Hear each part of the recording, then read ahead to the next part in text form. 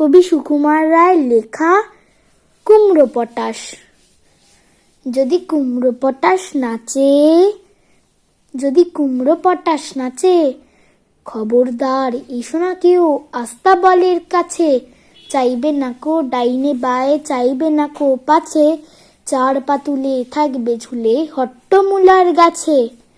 যদি কুমড়ো পটাশ কাঁদে, যদি কুমড়ো পটাশ কাঁদে, খবরদার খবরদার বসবে না কেউ ছাদে। উপুর হয়ে মাচায় শুয়ে লেপ কম্বল কাঁধে, বেহাগ সুরে গাইবে কালী রাধে কৃষ্ণ রাধে। যদি কুমড়ো পটাশ হাসে, যদি কুমড়ো পটাশ হাসে,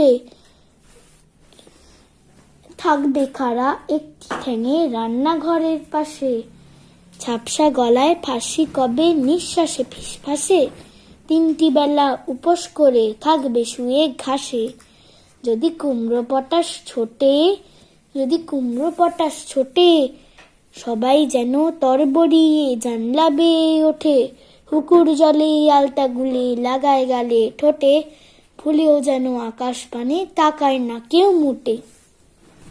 যদি কুমড়ো পটাশ ডাকে, যদি কুমড়ো পটাশ ডাকে, সবাই যেন শ্যামনা এঁটে গামলা চড়ে থাকে।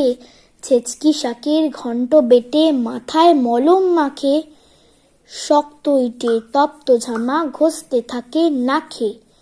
তুচ্ছ ভেবে এসব কথা করছো যারা হেলা, কুমড়ো পটাশ জানতে পেলে বুঝবে তখন ঠেলা। দেখবে তখন কোন কথাটি কেমন করে ফলে, আমায় তখন দোষ দিও না আগেই রাখি বলে।